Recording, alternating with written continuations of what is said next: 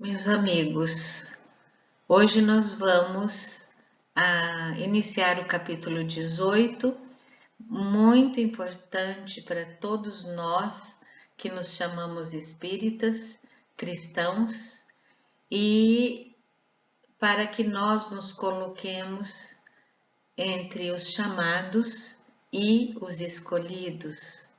Mas antes do estudo, nós vamos fazer a nossa prece.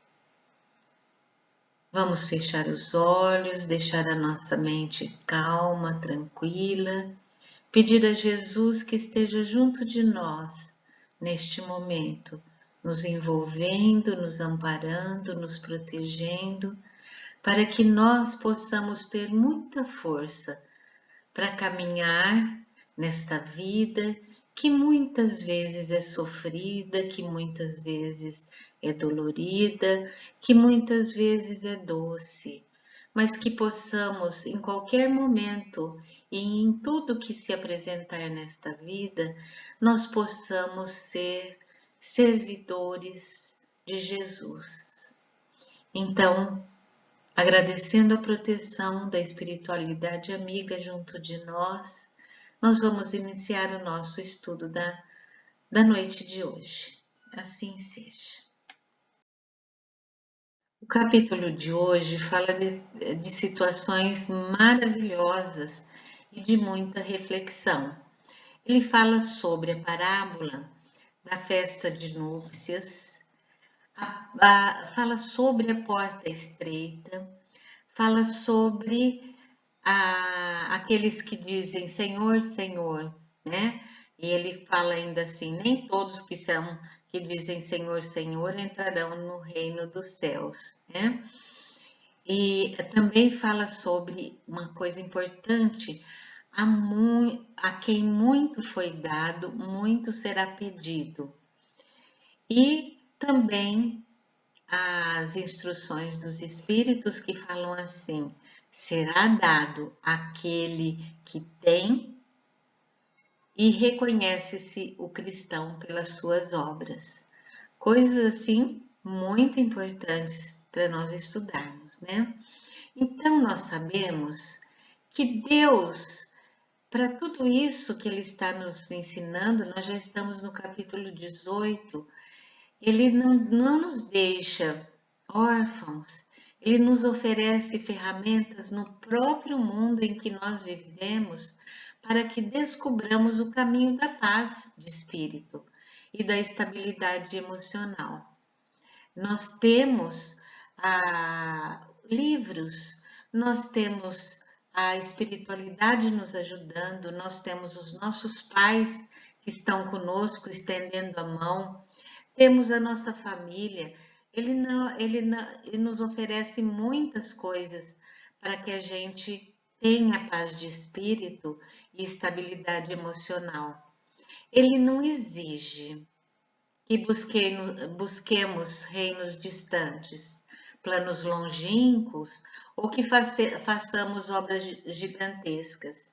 Então, quando a gente fala assim, oh meu Deus, como eu gostaria tanto de ser uma Madre Teresa de Calcutá, eu gostaria tanto de ser um Chico Xavier, eu gostaria tanto de ser uma Mahatma Gandhi, um Buda, e qual Jesus, ou tantas pessoas que fazem o bem e que parece que ajudam o planeta inteiro, né? Mas cada um de nós temos o nosso plano dentro da nossa planejamento espiritual quando a gente veio. Tanta gente desconhecida faz coisas maravilhosas e não precisa ser coisas grandes.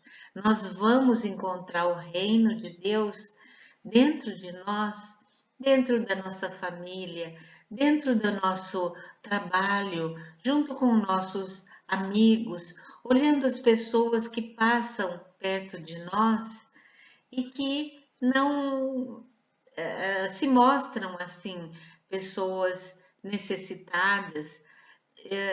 E o importante, então, é que a gente tenha olhos de ver, ouvidos de ouvir, para que a gente possa, em cada lugar, em cada momento que se apresentar, buscarmos o reino de Deus sem obra gigantesca. Essas obras gigantescas são próprias para almas gigantescas e nós ainda não somos gigantes, né? Jesus sabe que as maiores obras que precisamos operar neste momento estão em nós mesmos. E é isso mesmo, ainda nós não aprendemos a olhar para dentro de nós, para saber quem eu sou, como que eu me comporto em determinadas situações. Será que realmente eu sou uma pessoa boa? Eu sou uma pessoa compromissada com meus deveres? Eu sou uma pessoa amiga, amorosa, caridosa, né? Que não faz nada ainda errado e a gente vai encontrar que ainda a gente tem um monte de coisa dentro de nós e que nós precisamos nos modificar. Então, as maiores obras que nós precisamos ainda fazer é dentro de nós, melhorarmos a nós mesmos. Então, não é lá fora, para todo mundo ver que nós somos bons, sermos reconhecidos. Não, é para que nós, dentro de nós mesmos, no escondidinho de nós mesmos, nós possamos desenvolver cada situação, cada sombra que nós temos dentro de nós. E não há necessidade, viu, da gente querer melhorar tudo rápido. Vamos assim, ó.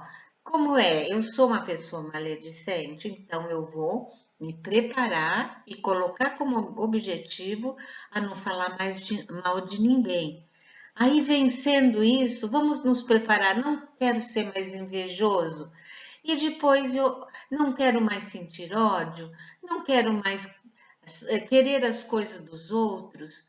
E assim nós vamos devagarinho construindo essa obra monumental que somos nós mesmos. Aprender a ter amor, a se compadecer, são passos gigantescos. Nós já falamos na outra aula que não, o ter amor precisa estar junto do nosso movimento de levantar e fazer o bem para o outro, não só ter dó do outro, mas fazer alguma coisa para ele sair da situação de penúria em que ele esteja. Avançamos neles e recuamos todos os dias, embora aqueles que persistem estão destinados a aprendê-los. Assim como na evolução física, o homem aprendeu a respirar. Então, que nós possamos aprender todos os dias que as nossas restrições, as nossas sombras, nós vamos aprendendo, seguindo. Muitas vezes nós erramos, mas vamos seguir em frente para a gente poder realmente devagar, porque até olha, veja só que ele coloca na evolução física, quantos e quantos bilhões de anos demorou para o homem aprender a respirar. E assim somos nós, devagar, mas e sempre. Então, desta forma, Deus criou um mecanismo de vida em que o convite para a paz nos é apresentado a todo instante. São tão simples e tantos esses convites para a paz que pouco nos atentamos a eles. Muitas vezes, nós, na nossa vida cotidiana, nós nos enfurecemos, nós brigamos, nós rebatemos as coisas. Se alguém pisa no nosso calo, nós logo respondemos que dentro de na rua, dentro do trânsito, como é o nosso comportamento quando alguém faz alguma coisa que nos ofende. E tudo isso que Jesus está nos oferecendo, ele mostra que o nosso modo de ser tem que ser simples e que nós precisamos nos atentar a eles. São as oportunidades de caridade que ultrapassam a esmola material, oportunidades de olhar o outro com misericórdia e assim disciplinar a nossa raiva e o nosso ressentimento. E muitas vezes a gente acha que o outro, se ele é assim, tomara que aconteça alguma coisa para ele, que absurdo me xingar no trânsito, fazer isso, falar mal de mim, né? Que pena que ele faz isso. Se a gente tivesse a consciência de falar assim, que pena, ele quem fez isso, que bom, não fui eu quem fiz. Isso seria muito importante para todos nós.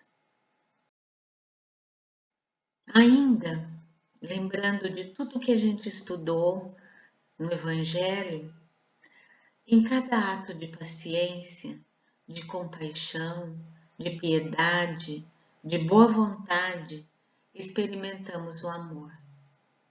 Ensaiamos dentro de nós esse sentimento, do mesmo modo que o nosso sistema sanguíneo foi ensaiado na fotossíntese das primeiras plantas, nos primeiros oceanos da Terra. Nosso sangue corre nas veias hoje, naturalmente, como resultado da evolução. E assim será com o amor. Nosso espírito evoluirá para ele e o amor fluirá em nós. Então, calma, vamos ter calma, muita calma, mas não deixar para amanhã o que nós podemos fazer hoje. Paciência, compaixão, piedade, boa vontade, tudo isso acontece devagar, mas com a nossa força de vontade. Veja como é colocado aqui, que para que a fotossíntese fosse realizada nas primeiras plantas, quanto que de tempo que isso aconteceu, porque o nosso sistema sanguíneo fosse completado, quantos bilhões de anos, né? É só nosso espírito evoluindo e com ele o nosso corpo físico, né? E tudo isso, o nosso corpo, as plantas, o funcionamento do nosso corpo, o funcionamento das plantas, alimentação, tudo acontecendo, tudo mostrando o amor de Deus em nossa vida. Então, nós sabemos, né, que vamos desenvolver tudo isso. Por fim, nós vamos aprender. Será uma coisa natural para nós, que nós não precisaremos de qualquer esforço para compreender, para perdoar, para permanecer na brandura. Será tão simples quanto respirar, sermos bons. Até lá, entretanto, muitos serão chamados e poucos aceitarão experimentar esse caminho, de modo que poucos serão os escolhidos. Até lá, serão poucos os cristãos verdadeiros, que serão reconhecidos não pelos joelhos dobrados ou pelas orações multiplicadas, decoradas, né? Nós realmente gostaríamos de aprender tudo para que nós sejamos os escolhidos nessa evolução que Jesus tanto espera de nós. E como diz o Evangelho, procurareis os verdadeiros cristãos e os reconhecereis pelas suas obras. Muitos batem no peito e falam assim, eu sou cristão, eu sou espírita, eu sou palestrante, eu faço isso, eu faço aquilo, né? E nós sabemos que os verdadeiros cristãos nós reconheceremos pelas suas obras.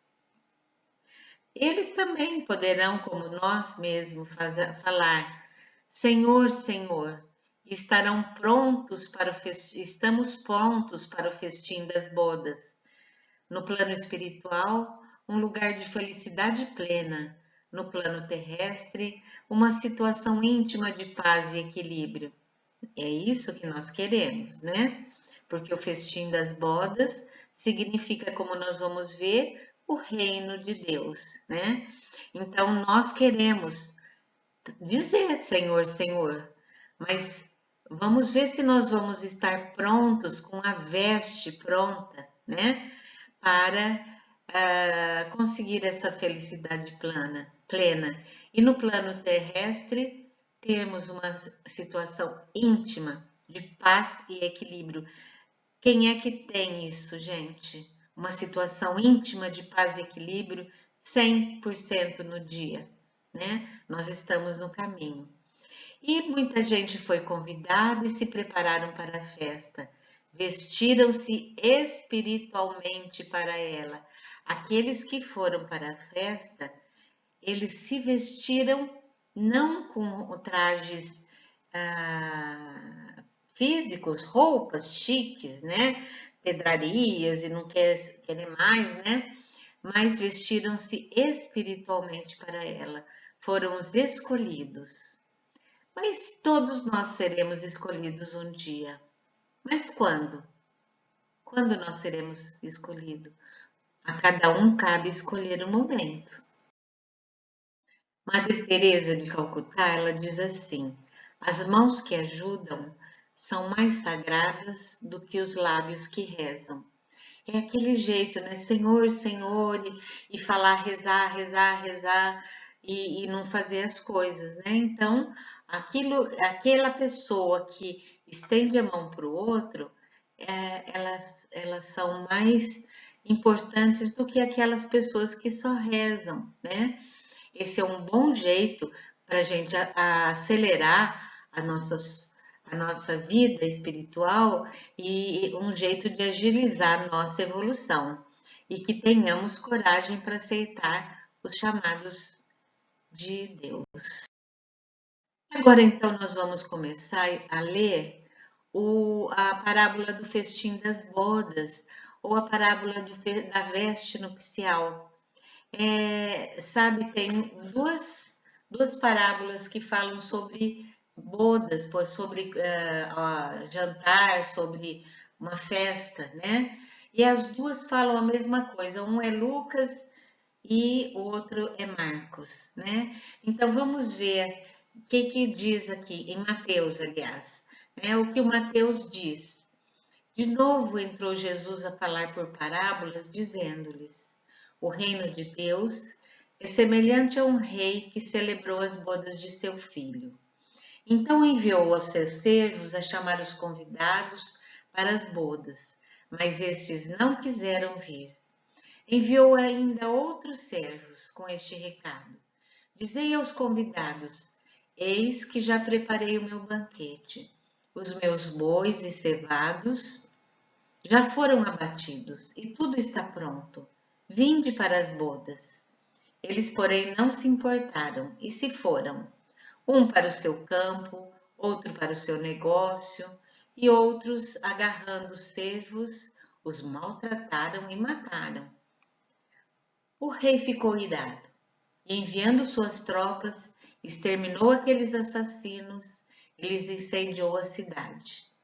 Então disse aos servos: está pronta a festa, mas os convidados não eram dignos. E depois para as encruzilhadas dos caminhos e convidai para as bodas quem você encontrar.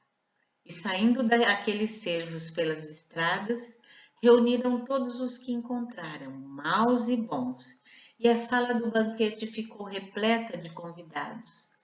Entretanto, porém, o rei, para ver os que estavam à mesa, notou ali um homem que não trazia veste nupcial e perguntou-lhe: amigo, como entraste aqui sem veste nupcial? E ele emudeceu. Então o rei ordenou aos serventes: amarrai-o de pés e mãos e lançai-o para fora nas trevas. Ali haverá choro e ranger de dentes, porque são muitos os chamados, mas poucos os escolhidos. Vamos entender agora essa parábola assim, que realmente nos causa estranheza, porque uma pessoa chama para um casamento e ninguém quer ir no casamento, né? E ainda manda, às vezes até mata as pessoas que vão lá levar o convite do casamento, né? Então vamos ver o que Jesus quis dizer com essa parábola. Ele quis dizer que esse rei que estava convidando para as bodas, era Deus, o Pai. Ele estava convidando para as bodas do Filho. As bodas do Filho era a chegada do Evangelho na Terra. Então ele estava convidando as pessoas para conhecerem o Evangelho de Jesus. O banquete nupcial seria a comunhão entre os dois planos de vida, o terreno e o espiritual. Seria aquilo que Jesus veio ensinar, né, sobre a vida terrena e a vida espiritual, porque até aquele momento se vivia somente a vida terrena, material. Quem foram os enviados para chamar essas pessoas para esse banquete? Os missionários, os profetas e Jesus. Na parábola, o filho é Jesus. Os servos enviados a chamar os convidados são os profetas. Todos os missionários também que vieram exemplificar as leis divinas, porque foram muitos que foram os enviados, foram muitos que chegaram na terra preparando a chegada de Jesus. As iguarias, as coisas de comer, né, representavam então os ensinos espirituais, mas eles não quiseram se aproveitar dessas iguarias. Os alimentos materiais fortalecem o corpo, mas os espirituais fortalecem o espírito. Tentando entender ainda essa parábola, né, foi colocado assim, que os primeiros convidados foram os israelitas, pois a eles foram enviados os missionários do Pai. Todos os profetas que a gente conhece, desde o Velho Testamento, né, foram enviados para os israelitas. Eles não aceitaram nenhum deles. Foram os que mataram os profetas, apedrejaram o que Deus lhes enviou. E até Jesus, quando falou sobre os israelitas, que a terra dos israelitas era Jerusalém, ele diz assim: Jerusalém, Jerusalém, que matas os profetas e apredejas os que foram enviados. Quantas vezes eu quis enviar teus filhos, como a galinha juntar os teus filhos, como a galinha junta os seus pintinhos embaixo de suas asas, e vós não o quisestes. Jesus então continua falando, ele foi enviado para Jerusalém, para os israelitas, porque eles eram as pessoas que acreditavam num só Deus. Então, que talvez fosse mais fácil chegar até eles o conhecimento da espiritualidade, mas que não foi isso que aconteceu. Mas vamos continuar então com o que está escrito aqui no nosso Evangelho. É falado muito sobre a porta estreita, a porta larga. O que significa isso? Mateus coloca assim: entrai pela porta estreita, porque larga é a porta da perdição e espaçoso o caminho que a ela conduz, e muitos são os que por ela entram.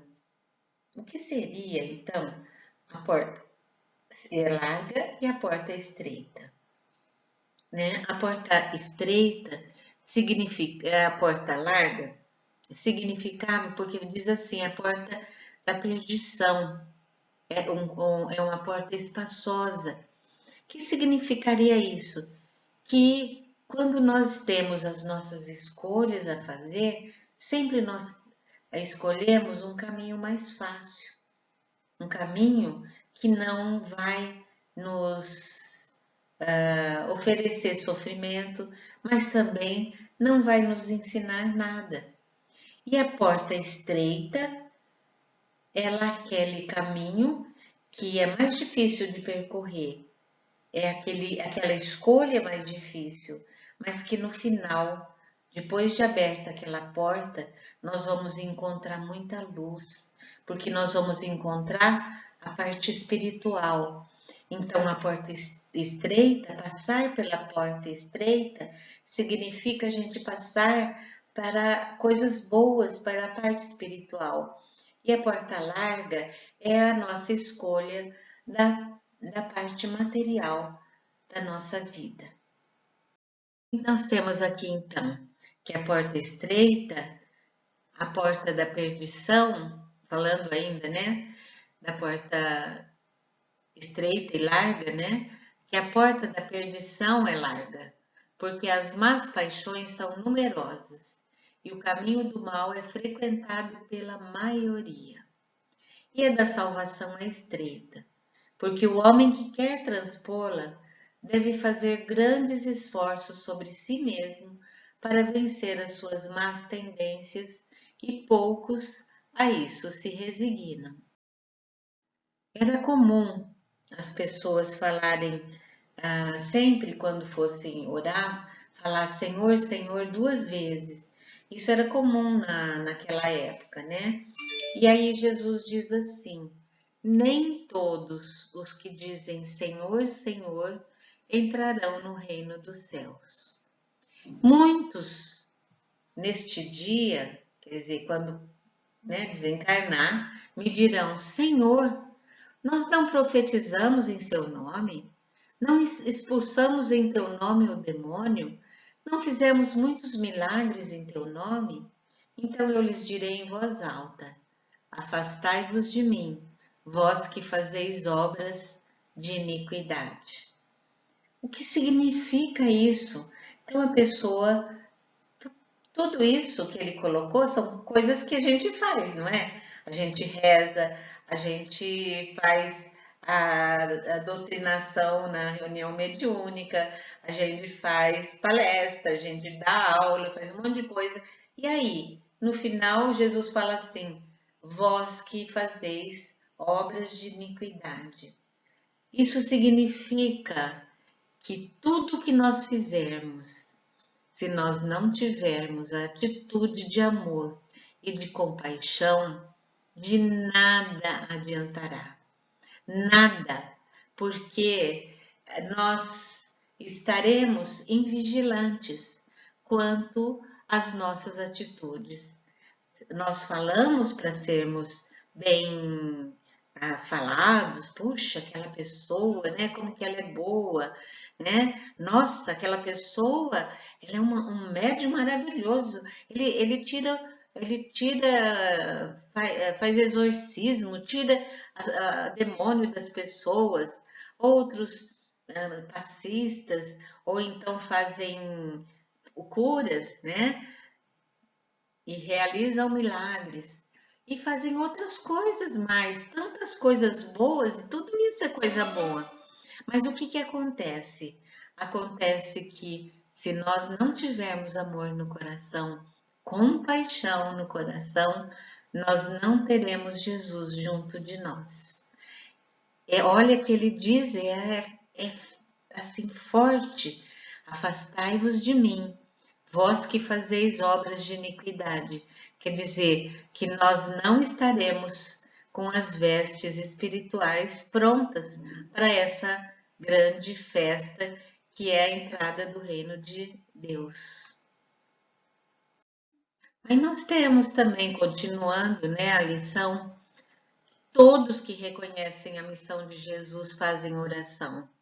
Senhor, Senhor, né? Todos nós fazemos a nossa oração. Como é a nossa oração? Será que ela chega até o telhado ou chega até onde Jesus está, né? Ou será que aquela prece de coração que nós fazemos, né? Que serve nós lhe chamarem mestre ou Senhor, se nós não seguimos os seus ensinamentos? Em casa eu faço minha oração, coloco a água para fluidificar, leio o Evangelho, mas lá fora nós não seguimos os seus ensinamentos. Muitas vezes nós não seguimos os ensinamentos na própria casa nossa, junto às pessoas que nos servem. Serão seus discípulos os que passam os dias em oração e não se tornam nem melhores, nem mais caridosos, nem mais indulgentes para com seus semelhantes? Serão seus discípulos? Difícil ser cristão, né? Mas é isso que nós nos propomos ser. Serão cristãos os que honram com exteriores atos de devoção e ao mesmo tempo sacrificam ao orgulho, ao egoísmo e a todas as suas paixões? Como nós temos que pensar sobre isso, né? Analisar direitinho e pensar o que nós estamos fazendo. Vamos agora analisar uma parte do Evangelho que muita gente assim tem muita dúvida, né? Muito se pedirá a quem muito recebeu. E a mesma coisa, né? Que muito será dado a quem muito tem. Vamos ver o que está falando aqui, né? O servo que souber da vontade do seu amo, e que, entretanto, não estiver pronto e não fizer o que dele queira o amo, será rudemente castigado. Ele sabe do que tem que fazer, mas não faz. Se você já sabe o que você tem que fazer, se você conhece o Evangelho, se você já sabe todas as atitudes que você tem que tomar e não fizer, o que vai acontecer? Aquele que não tenha sabido da sua vontade e fizer coisas dignas de castigo, menos punido será. Então aqui nós temos duas pessoas, uma que conhece o Evangelho de Jesus e outra que não conhece. Os dois fazendo o mesmo tipo de atitude, ou vamos colocar assim, maltratando uma pessoa que está em necessidade, ou então não atendendo ao pedido de alguém necessitado. Aquele que sabe mais, aquele que sabe que deve ajudar, que deve se movimentar, se levantar e fazer o bem ao outro, vai ser muito mais castigado, né, como é colocado aqui, mas cobrado, né, do que aquele que não sabe que isso é verdade, não conhece, não sabe o que é, não sabe, não conhece o cristianismo, não sabe o que deveria ser feito, né? Então aqui Jesus ainda diz: muito se pedirá a quem muito se houver recebido, e muitas contas serão tomadas a quem muitas coisas foram confiadas, lhes foram confiados. Quer dizer, muito se pedirá a quem muito recebeu e a quem se confiou coisas. Então, veja só, se nós sabemos, a partir do momento que nós sabemos do Evangelho, nós sabemos. E se nós sabemos, nós temos que praticar. Porque a partir do momento em que eu sei o que eu devo fazer, não tem desculpa para não fazer. Ele continua: dar-se-á aquele que tem. é também assim duvidoso, né? Aquele que tem receber e aquele que não tem não recebe. Mas vamos ver como que é que está escrito aqui, né? Porque aquele que tem, mais se lhe dará, e ele ficará na abundância. Entretanto, aquele que não tem, mesmo que tem, se lhe tirará. Porque pelas obras, suas obras, é que se reconhece o cristão. Então, aquele que já tem o cristianismo, o amor dentro de si, mais ele vai receber, mais até mais incumbências, mais coisas boas, mais benefícios, mais bênçãos. E aquele que não tem, mesmo que tem, se lhe tirará. Porque se eu sei o que eu devo fazer e não faço, o que pode acontecer comigo, né? Então, bastará dizer sou cristão para que alguém seja seguidor de Cristo? O cristianismo, qual fizeram há muitos séculos, continua a pregar essas virtudes divinas. Devemos nos esforçar para espalhar seus frutos, mas quão poucos os colhem. A árvore é sempre boa, porém maus são os jardineiros. Quer dizer, o cristianismo está aí, né? Para nos mostrar o quanto de bom nós podemos fazer nesse mundo. Os jardineiros somos nós, que escolhemos ser bons ou maus. Continuando então, o que o Evangelho diz. Tudo isso são palavras que estão no Evangelho. Abri, pois, os ouvidos e os corações, meus bem-amados. Cultivai essa árvore da vida, cujos frutos dão vida eterna. Aquele que a plantou vos concita a tratá-la com amor, que ainda havereis dar com abundância seus frutos divinos. Seus frutos benfazejos caem abundantes para alimentar o viajor faminto, que deseja chegar ao termo da jornada. Não amontoeis esses frutos para os armazenar e deixar apodrecer, a fim de que a ninguém sirvam, porque muitos são os chamados e poucos os escolhidos. E então, depois de tudo isso, né, que nós recebemos tantos exemplos, tantos ensinamentos, tantas formas de viver essa vida, né? Nós vamos ver que Jesus fala que pelas suas obras é que se reconhece o verdadeiro cristão. Vamos falar um pouco sobre essa frase: a quem muito foi dado, muito será pedido. Aquele que conhece os ensinamentos de Jesus e não os coloca em prática para melhorar-se, que ao seu contato não se torna menos fútil, menos orgulhoso, menos egoísta, menos apegado aos bens materiais, nem melhor para com seu próximo, é tanto mais culpado quanto mais haja tido meios de conhecer a verdade.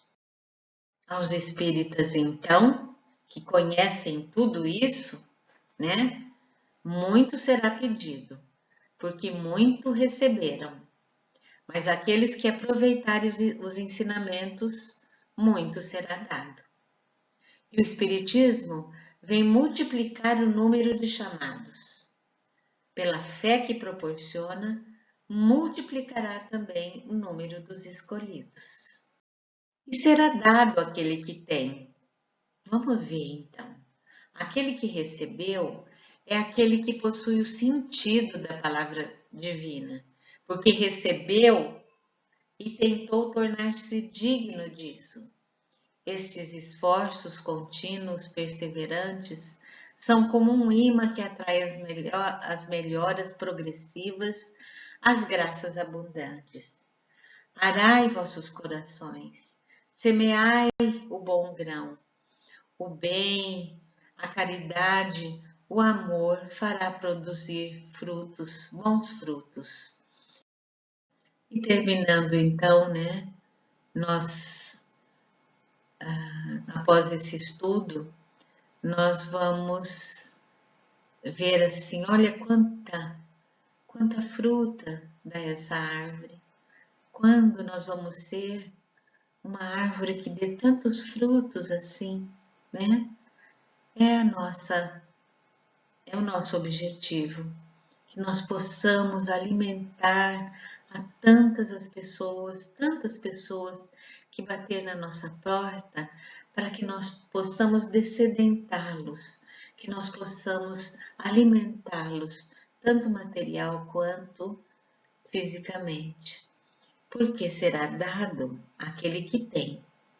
E a árvore que dá bons frutos deve distribuí-lo para todos. E reconhece-se o cristão pelas suas obras. Que sejamos como essa árvore, que nós possamos doar o melhor de nós mesmos nas nossas obras e todas elas com carinho, com amor, com piedade, com compaixão.